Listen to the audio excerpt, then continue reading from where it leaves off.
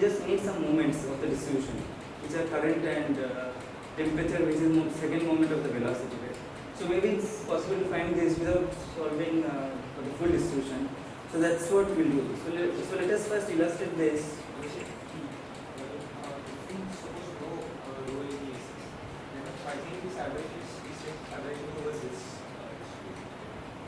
So yeah, so like I said, the divided. I mean, so it's basically say some operator is there.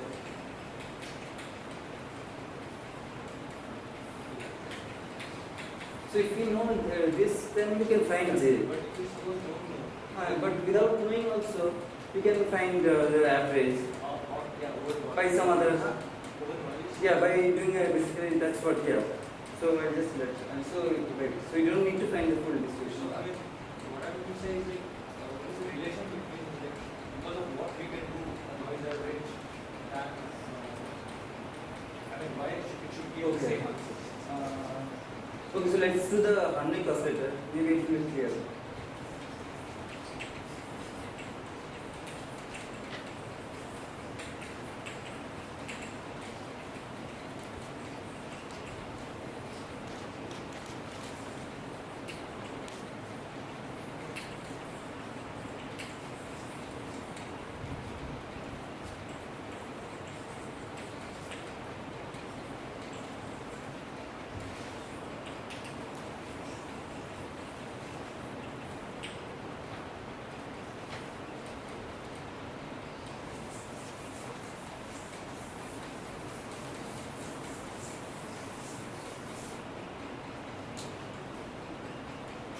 So this just one oscillator compared to a bar.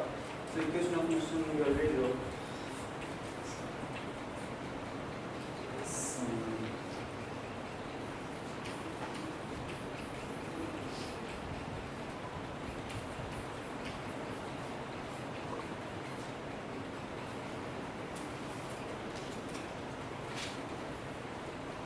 Okay, so in this case, what is the steady state? This is the Boltzmann distribution. So if you want to something, we wanted to find what's x square average in the steady state. Okay, so then of course we could just find x square right minus beta x dx dt. So that would give the right. So other way to find this is actually you can just write a solution of this equation and find the average. So let's see how. So just solve this equation. So one way to solve this equation is so earlier I wrote this solution x t equal to 80.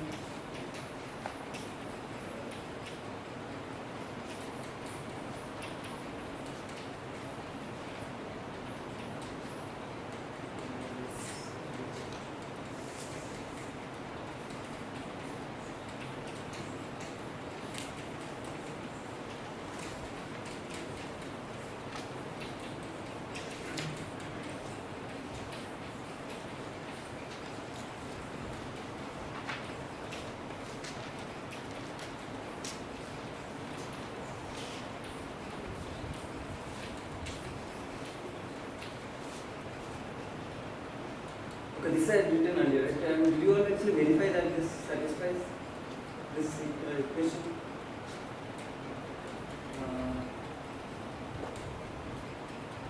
Did you verify? Yeah. So this satisfies this equation. So I also wrote some form for B and I didn't write for A, but so there is some form. So what we want to do is we want to see. So this is a solution at any time, right? Starting from some arbitrary initial conditions, this is a solution at any time. But suddenly I will be looking at very long times, I want to look at very long times, which I can do by setting t0 to minus infinity. Okay. So long time solution.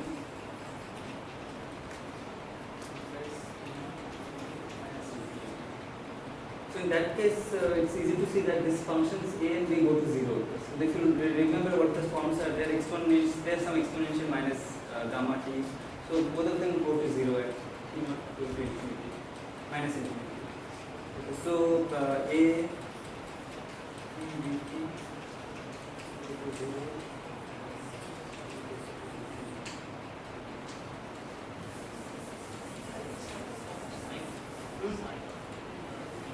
Sign up? There is a t power minus gamma also. There is a damping. There is delta. Okay, so this go to 0. So therefore, xt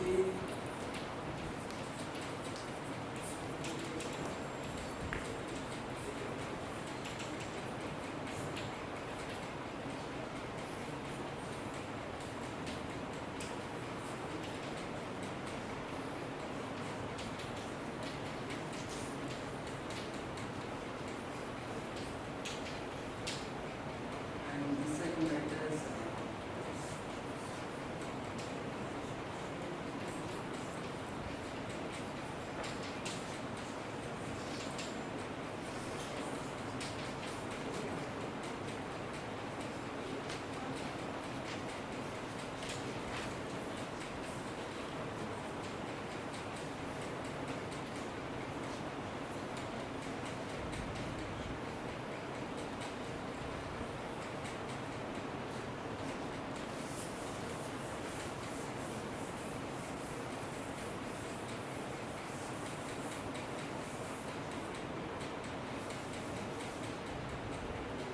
okay, so I can make this infinite and put a theta function here.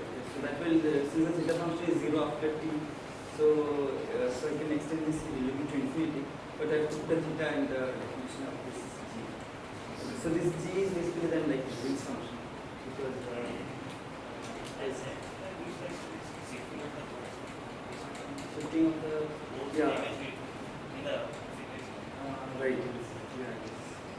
Okay, so this solution actually, if you take the Fourier transform,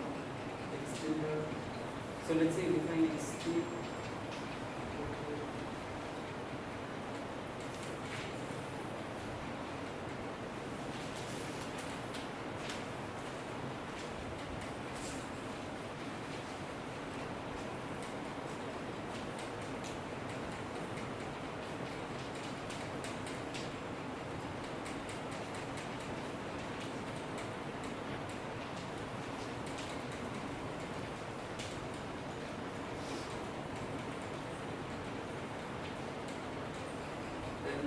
If you just plug it in this xt, and we will get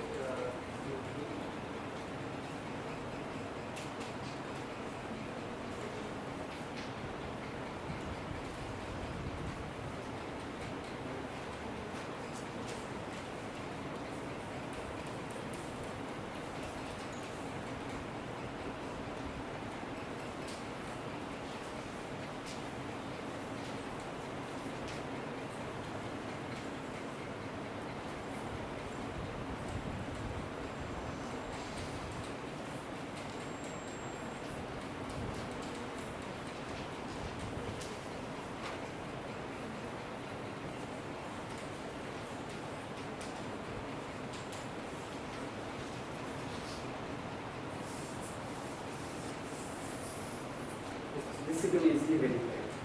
So therefore, at long times I have a solution xt is like this. So I can, if I take the Fourier transform, I can just write it like this. So this solution actually I could have obtained this long time solution or the steady state solution. I can obtain in a different way by just taking the Fourier transform of this original equation. So that many of you must have, and that's the usual way you try to solve this equation. So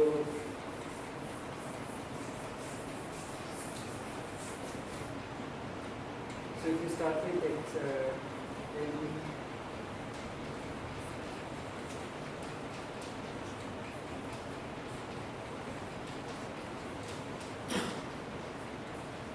so one way to solve this actually just do this Fourier transform by xt equal to, so I'm just taking the inverse of that and serially 30 and all. And if I plug it in, then I just get this minus n over square plus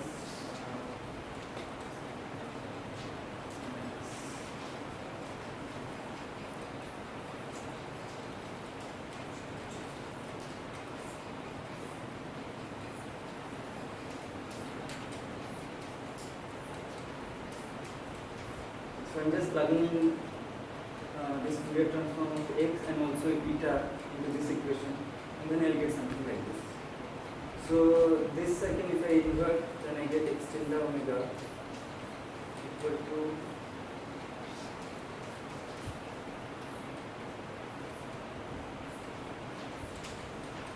where I've defined g hat.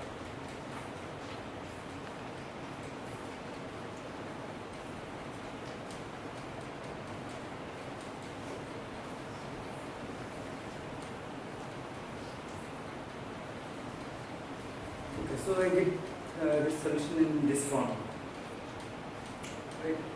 So you can actually check that if you, so here I define g plus 1 again another way. So please verify that so gt independently, you know, right? Because I had another definition of gt, which is just this. So you can always find dt and dA. So verify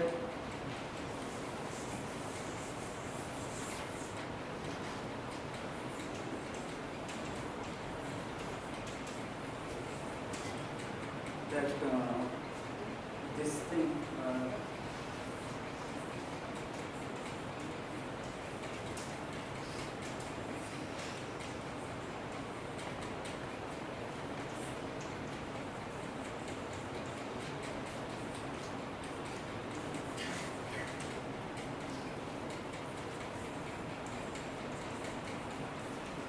so this is the way I define, but it's actually the same G plus, so that's what I'm asking to verify. Okay, so normally, of course, when you get an equation, we just take Fourier transform, but you should remember that what Fourier transform gives you is actually the long time solution. It doesn't give you transients and so on. So now once we have the solution, how do you find so we know this is how x is evolving in the steady state. Okay, so now how do you find averages? So it is just clarify this statement that Fourier transformation gives long time solution. Can you just No, so if I just wrote this, so this there's no information, and this of course is a solution, right? But it has no information on the initial conditions and anything, right? So that information right now not. So if you just write this solution, this doesn't have so it has only the long time solution in some sense.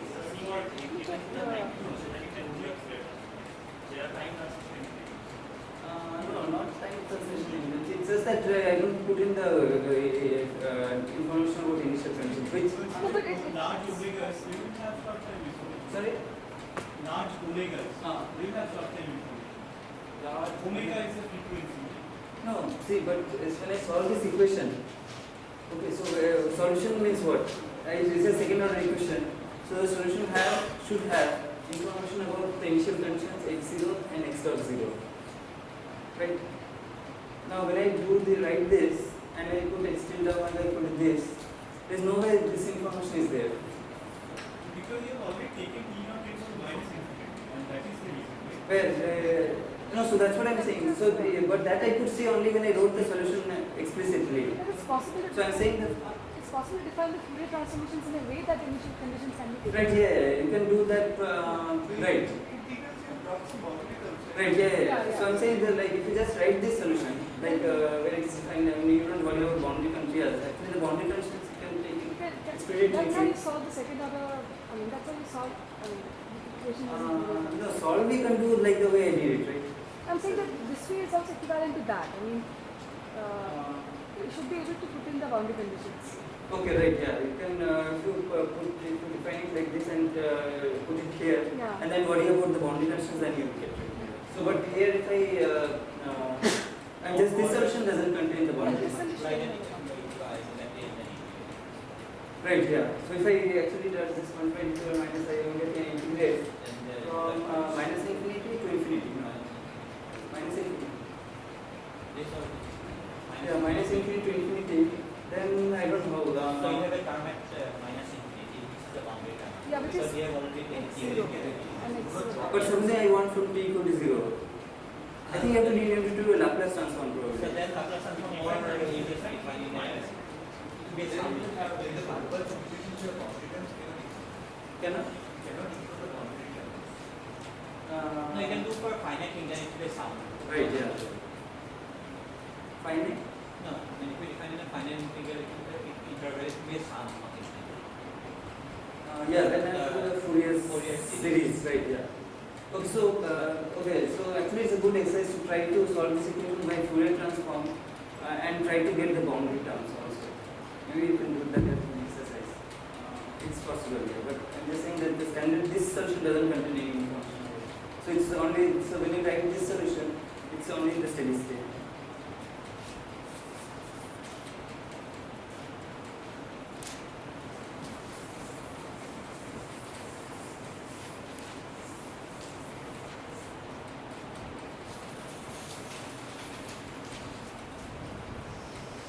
Okay, so now let's say if you want to verify that something like x dot square average is equal to k. So what is this quantity?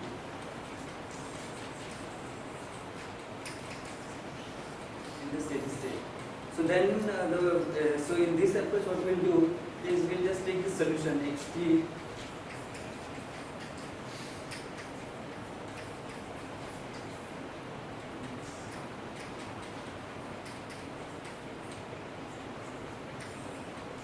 and so if you plug this in here, then we get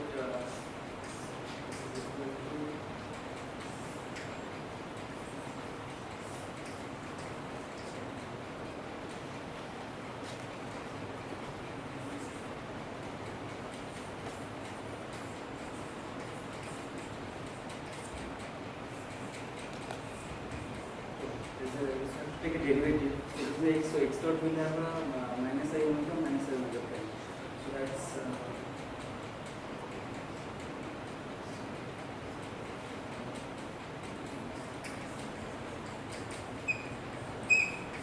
then there's a minus, right? Okay, so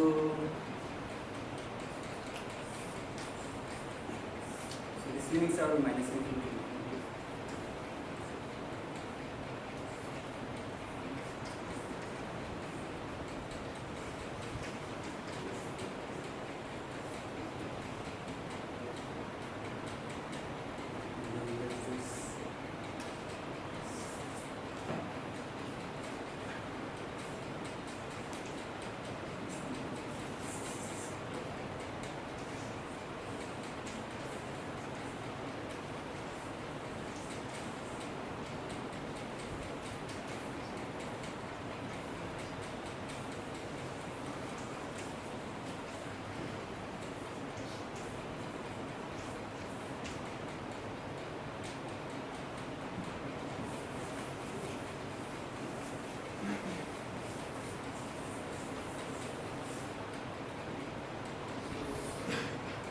So basically we have now got something which is like Why is there a minus omega?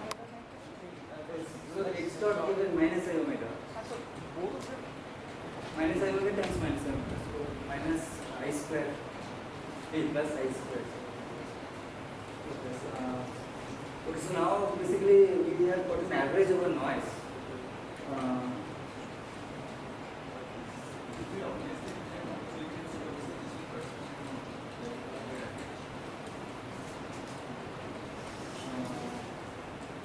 Doing the average over noise and average over no, so the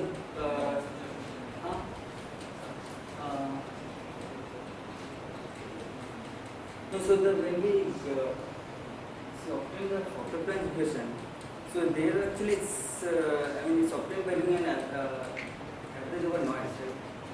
And you have transition probability because there is a noise.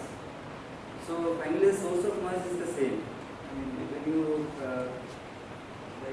yes, so let me write the good way to say this. That's what you also asked, right?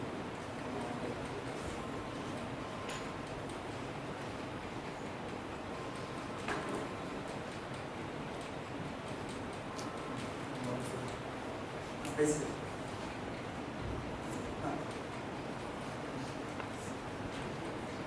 So I'm right now in the lecture. Can I call you back?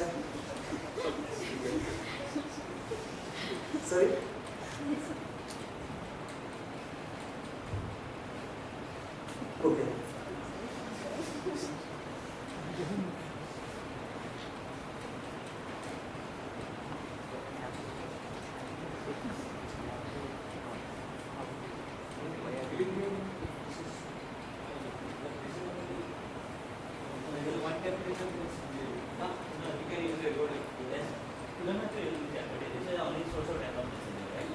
then we'll go back then. Yeah, okay, But so- actually, what is about noise? But you are Again, in some way, I can understand that the non-equivalent, you have to make it.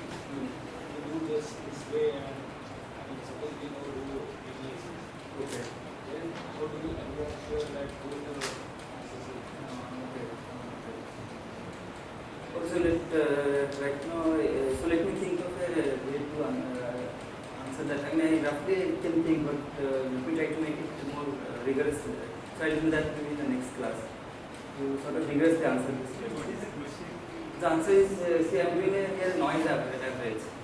So why is this same as if I had the steady state distribution? So earlier I said I could find x dot square by finding this k square by ms rho steady state q, right? Now I'm finding it in different way, where I'm just finding an average over the noise. So why are these two equivalent? So right now I sort of I'm looking at a steady state and the x is evolving in some way. I have a solution.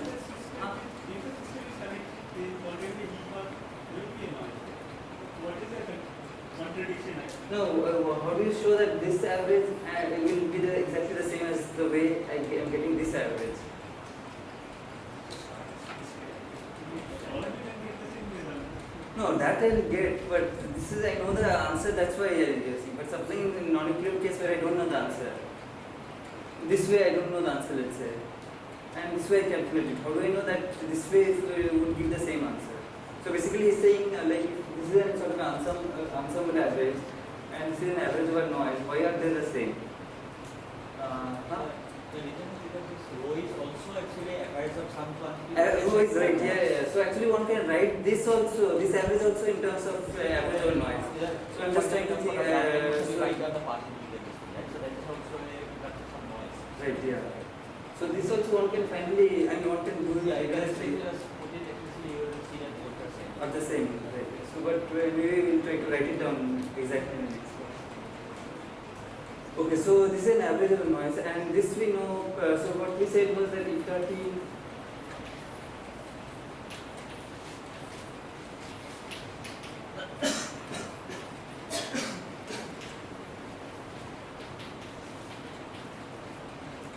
and if we just take the definition of eta tilde omega, which is just a Fourier transform, then we can quickly show that basically.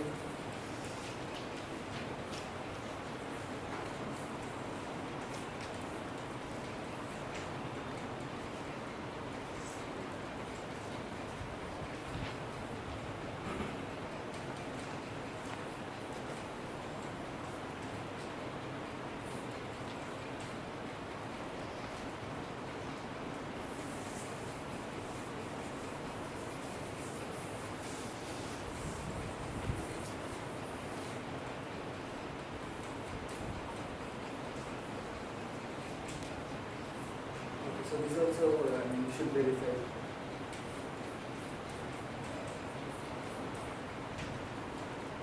Okay, so then we will just use this out here, and then we get this is equal to, so this is what.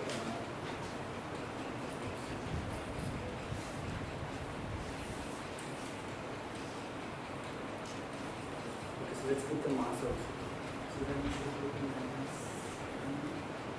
So I get a gamma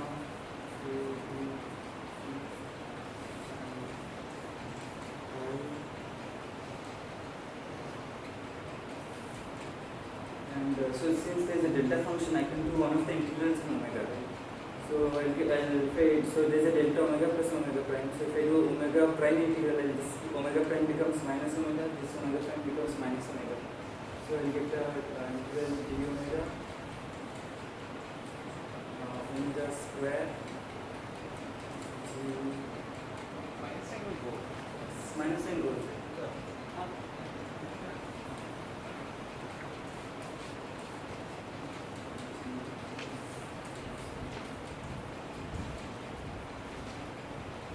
That's it. And this object out here, so G minus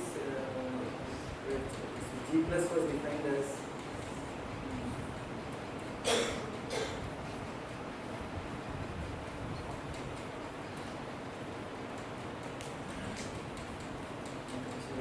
is equal to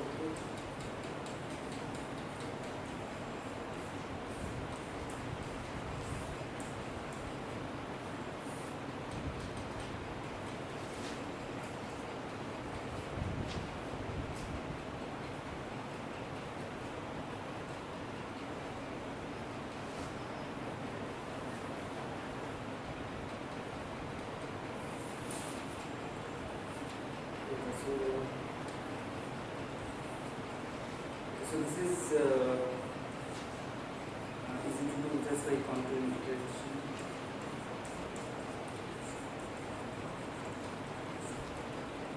So this is like two quadratic equations, so you can easily find the poles. So there are 4 poles and then you just need to do the contour. And if you do it in this time, it's equal to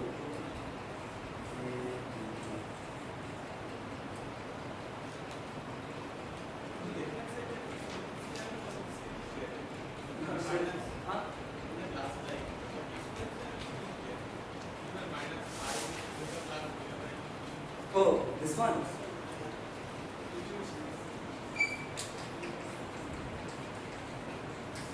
Right here, this is there. Then when equal to minus omega, so it goes away.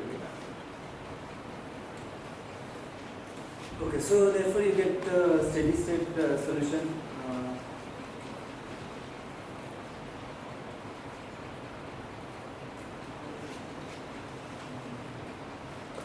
Okay.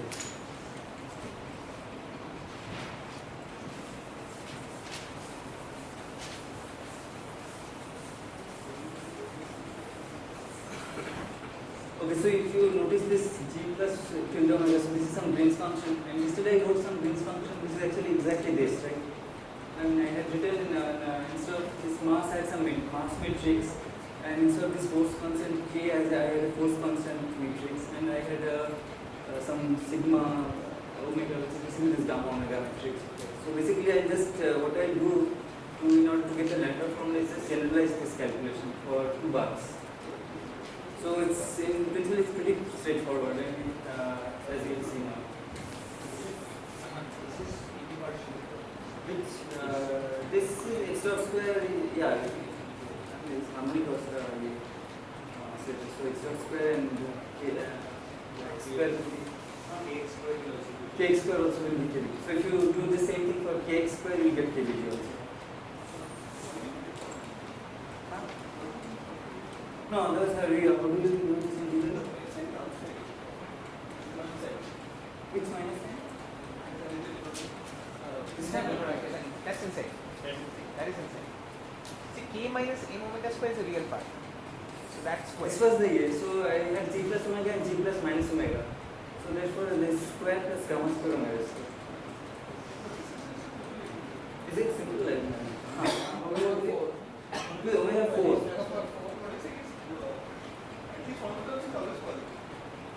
Which term? I mean, so it's like omega square by a omega 4 plus something. Right? So this is a simpler way to do this integral. I mean, I don't know, there might be. Is there a simpler way to do this? Other than quantum integrals? So that it's sort of similarity of the real or something like that. No, I mean, so the poles will be on the, I mean, not on the line actually, they will be on the, in the place.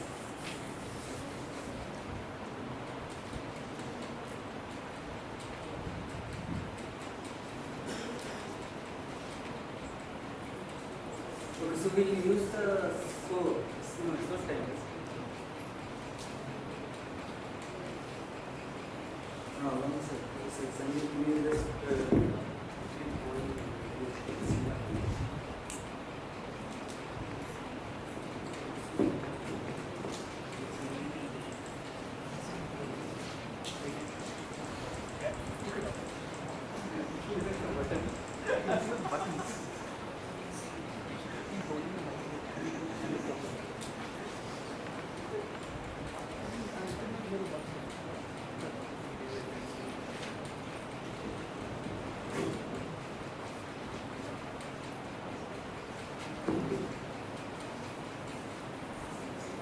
So it will basically gives